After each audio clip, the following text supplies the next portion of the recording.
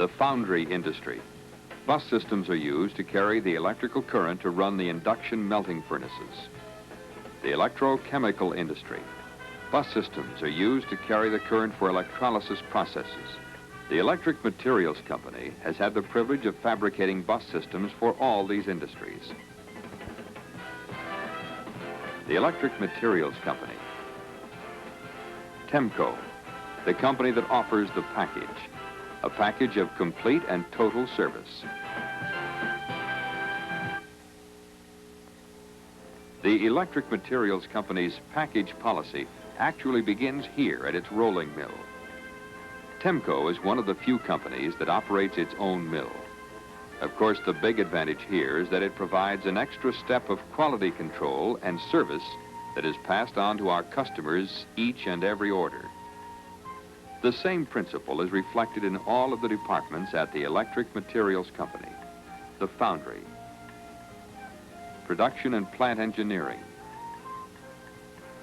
the forge department, the commutator department, detail and finishing, fabrication and assembly, laboratory and quality control, pollution control, data processing, and shipping.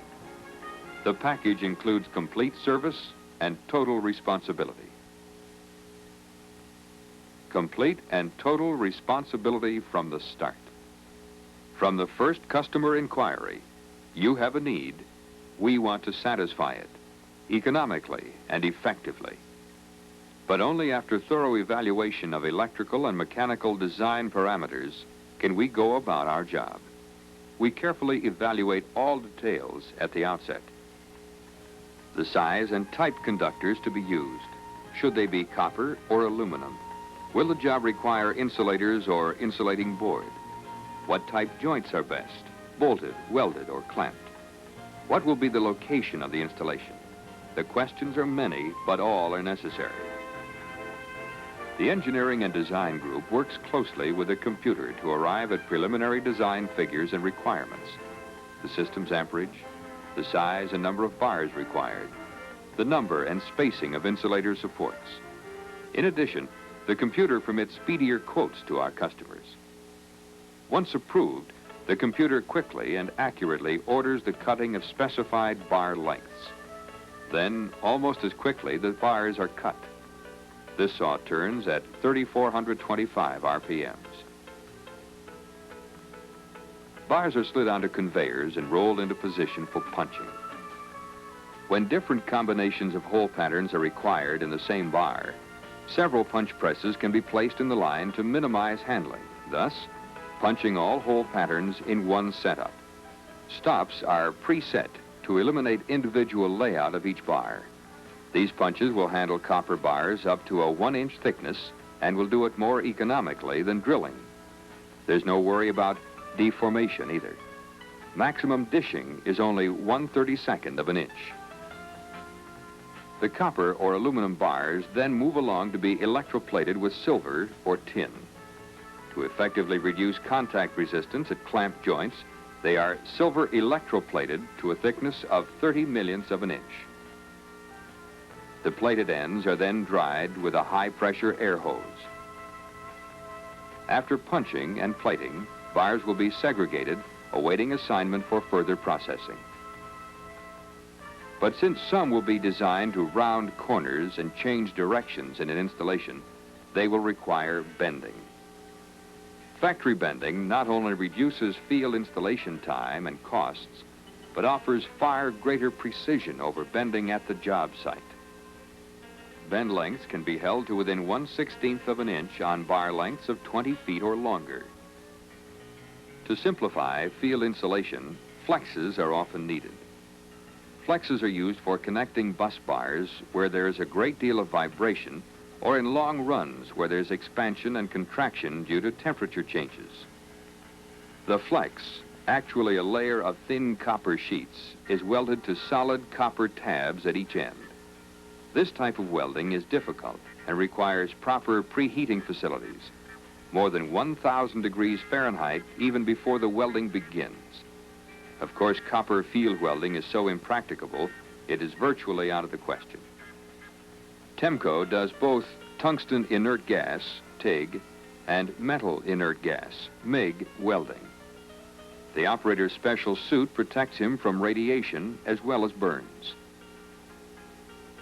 Even supplementary material for your bus installation is supplied by TEMCO, including the assembly of insulators and the fabrication of support struts. All materials then, bars, flexes, supports, insulators, and miscellaneous hardware, move along to the accumulation area. Each item is marked and packaged in sequence. This makes the task of locating parts on arrangement drawings an easy one, and also assures simple and fast assembly in the field by eliminating extra handling and sorting of boxes at the job site. Extra special attention is paid to prevent distortion and gouging during shipment. At the shipping dock, a special C-hook crane with a 35-foot boom facilitates speedy shipping. The best quality product at the lowest possible price is hastened to our customers. How does the electric materials company keep its prices so reasonable without sacrificing quality? Efficiency is the answer. The efficiency of TEMCO's skilled purchasing agent who buys parts in volume, a savings that's reflected in your price. This can be a double savings, since many of our customers would otherwise be required to spend hours in locating dependable suppliers. Furthermore, expediting is avoided since TEMCO assures the timely arrival of materials and parts at our plant. Our storekeeper maintains a constant and thorough watch of stock in the warehouse. A completely stocked warehouse. There's no time-consuming and cost-increasing delays here. They, too, all are a part of TEMCO's policy of complete and total service, complete and total responsibility.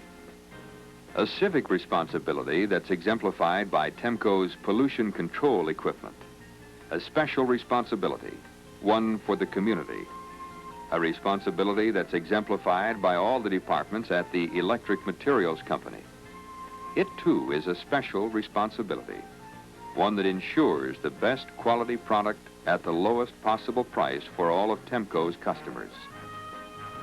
TEMCO, the Electric Materials Company, always offering complete and total service, complete and total responsibility, always offering the package.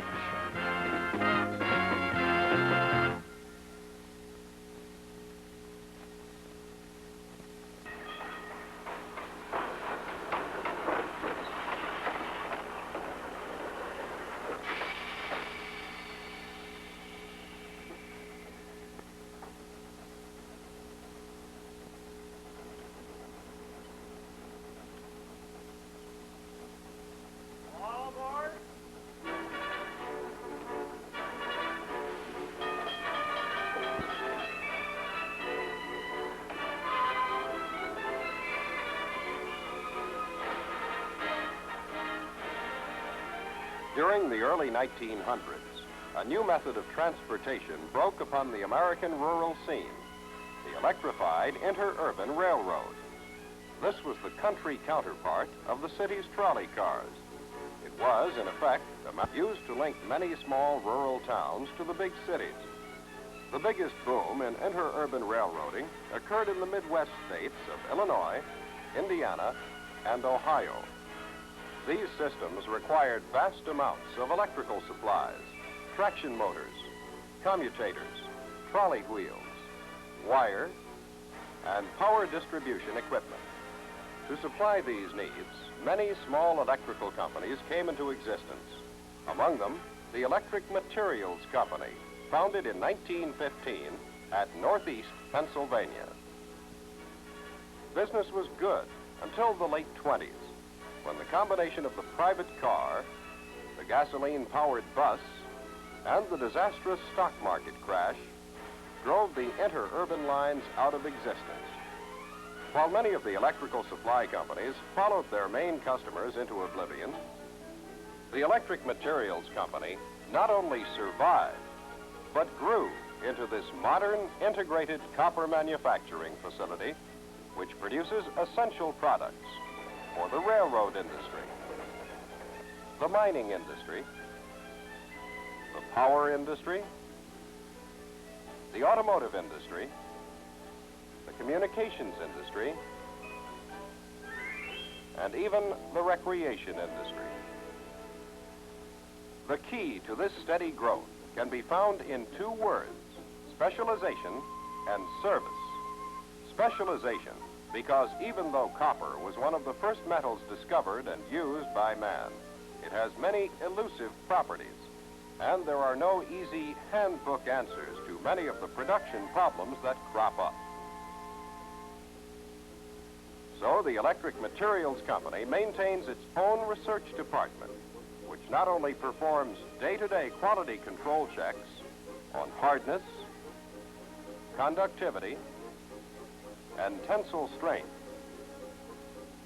but also does long-range research on grain structure and the effectiveness of insulating materials. Specialization does not end at the laboratory door. It extends right onto the production floor. To control quality, you must control as many of the intermediate steps as possible.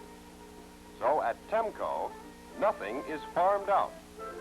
Every manufacturing process essential to the success of its products is kept under one roof, be it hot rolling, cold rolling, drawing, forging, casting, fabricating, pouring, or final assembly. Service, the other factor in the pattern of growth, is harder to pin down. It's an intangible, perhaps best symbolized by such things as a shipping clerk who stays overtime to make sure a rush order goes out on the promised day. A machinist who would no more let an off-tolerance part get past his watchful eye than he'd miss the grape festival in September, because his father held the same job before him, and his father before him, and the son has a reputation in town to protect.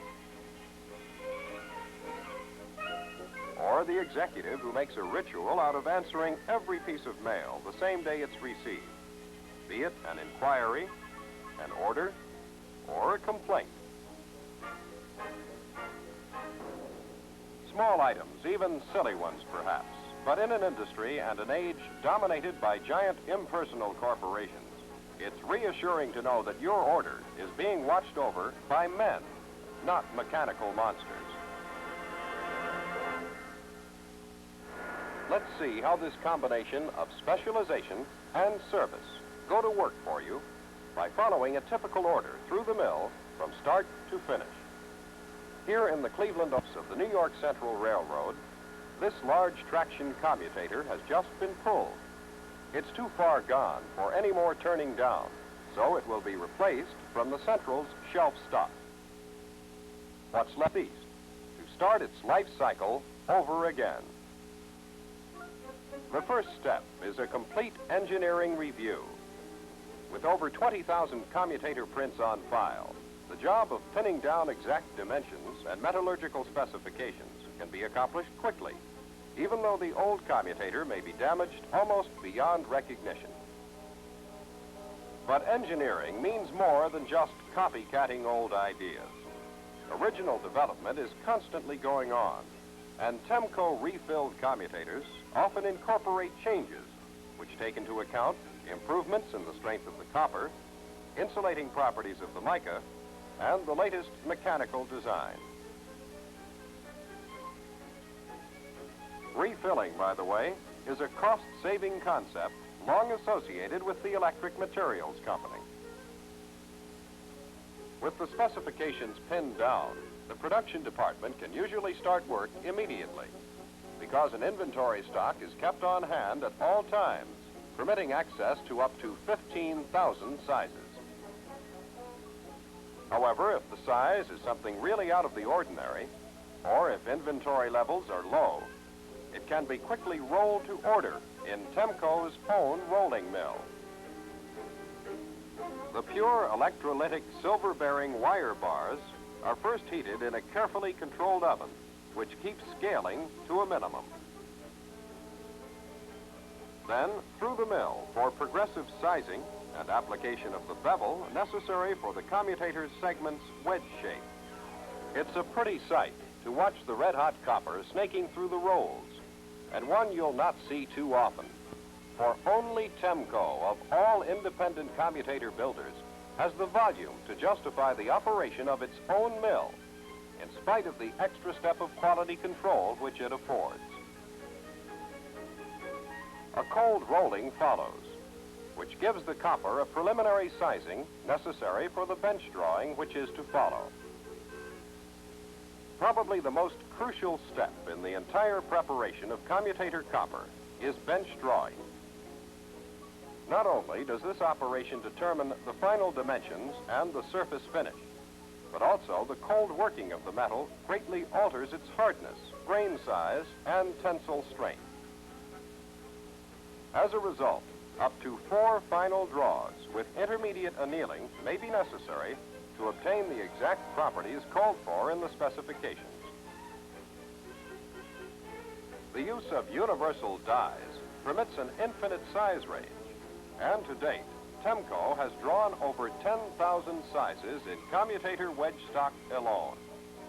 And failure or wear of these dies won't halt production or slow up delivery schedules, because TEMCO maintains its own tool and die shop. It's another service extra, as is plating of the dies to give an ultra-fine finish to the copper, something that's hard to measure, except in terms of pride of workmanship. While quality has been spot-checked at every operation, the copper gets a real fine tooth going over at this point. A sine bar is used to determine the angle of the wedge, the flatness and concavity, all essential to a tight commutator. The surfaces must be flat to within 0.02 of an inch per inch, and samples are cut off and sent to the laboratory to see if hardness and tensile strength are within tolerances. In this age of rockets and missiles, white gloves are a common sight in plants building components for America's space race. But you don't ordinarily expect to see them in a big copper mill. However, the Electric Materials Company is extraordinarily fussy about its finish. So after the drawing compound has been washed off, all handling operations are performed with cotton gloves to keep the oils and acids of body perspiration from pitting the surface. It's one of those things that some might call unnecessary, but we consider essential. From here, some are punched and require no further machining. Others are sawed to rough shape and will be finish machined later. At the same time, in another department, the mica is being blanked to match the segments. After years of laboratory and field testing, TEMCO has standardized on ALKYD vinyl bonded mica segment plates. ALKYD vinyl will stand temperatures up to 400 degrees Fahrenheit, in contrast to shellac, which flows at 275 degrees.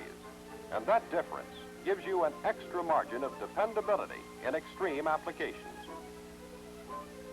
This preformed mica and binder have been built up in layers, usually a minimum of 3, and sometimes as many as 7, with individual heats between each layer to assure complete binding.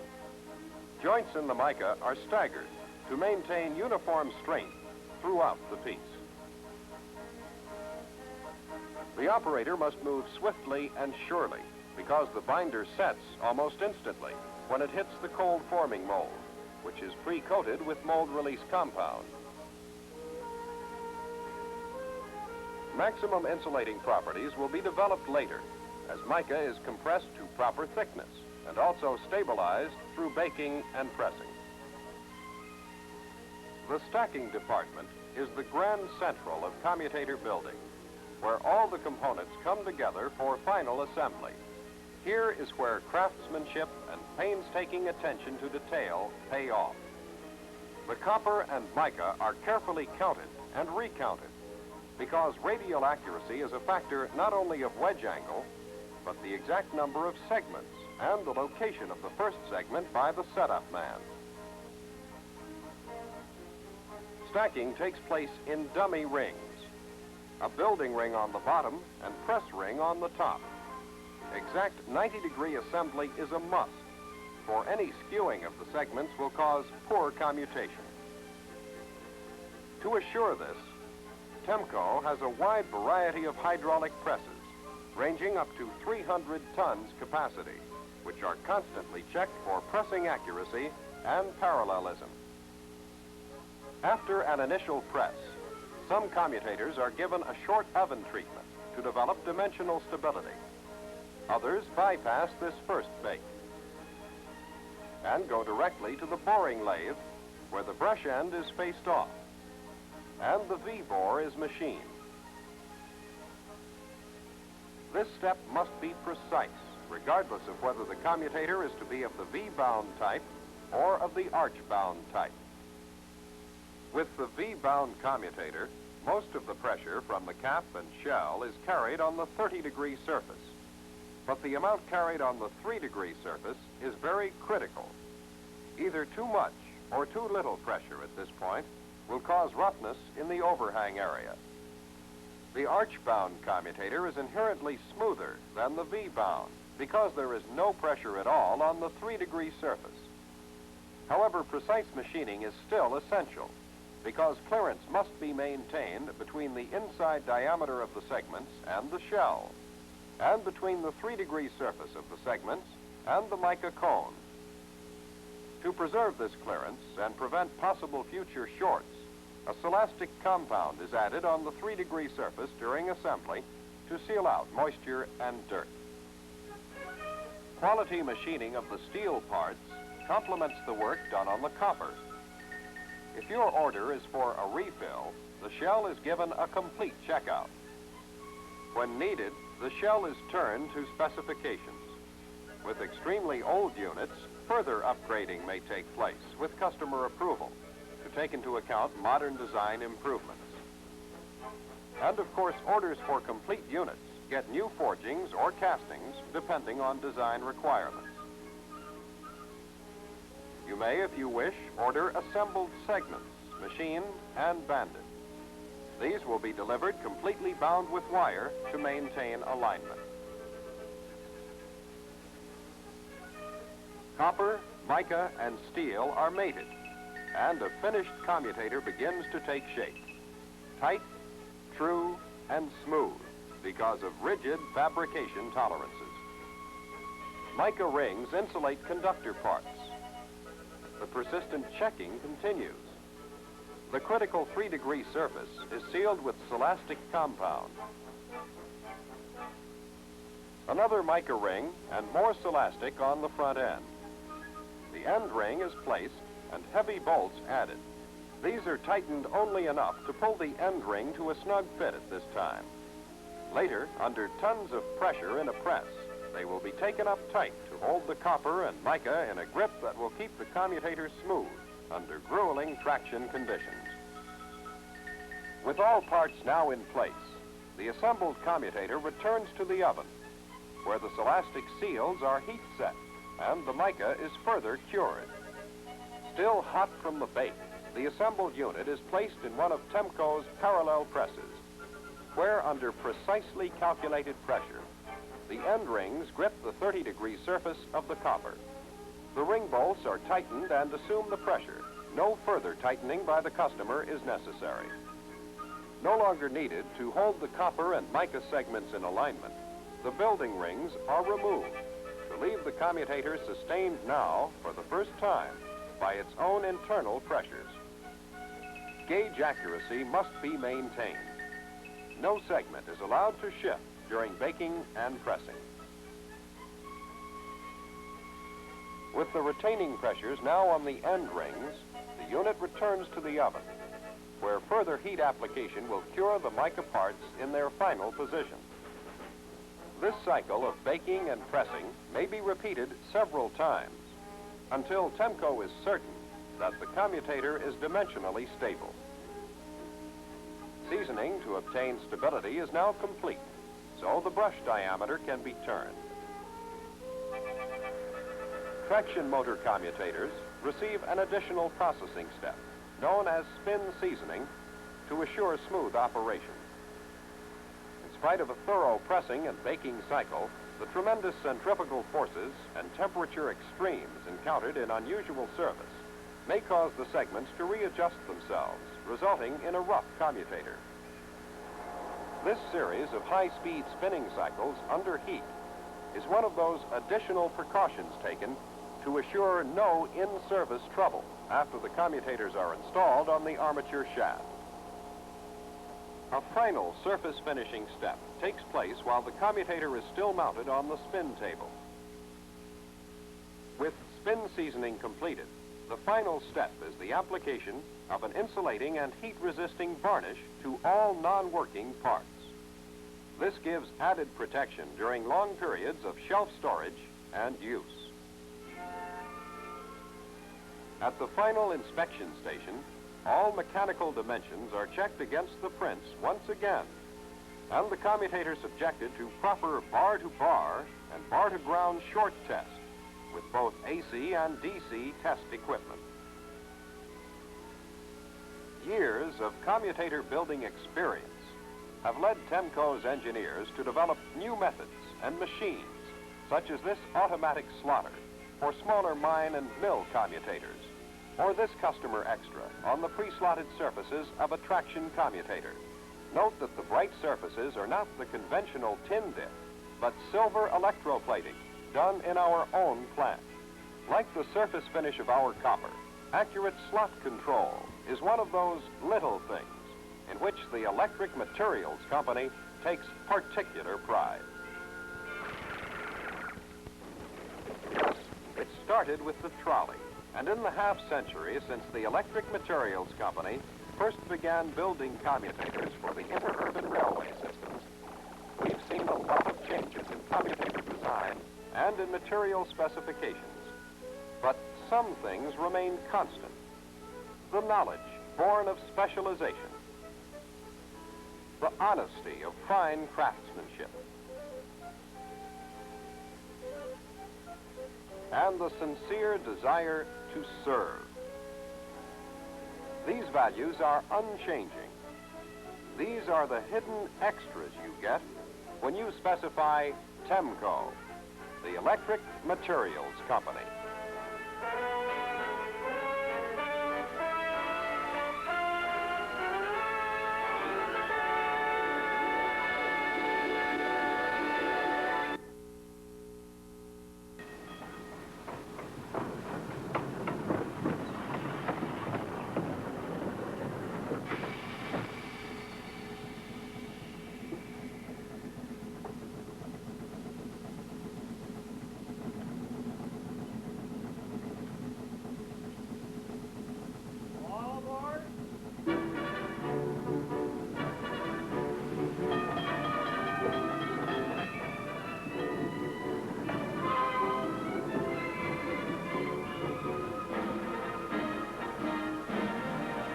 During the early 1900s, a new method of transportation broke upon the American rural scene, the electrified interurban railroad. This was the country counterpart of the city's trolley cars. It was, in effect, America's first commuter system, used to link many small rural towns to the big cities. The biggest boom in interurban railroading occurred in the Midwest states of Illinois, Indiana, and Ohio. These systems required vast amounts of electrical supplies. Traction motors, commutators, trolley wheels, wire, and power distribution equipment. To supply these needs, many small electrical companies came into existence. Among them, the Electric Materials Company, founded in 1915 at Northeast Pennsylvania.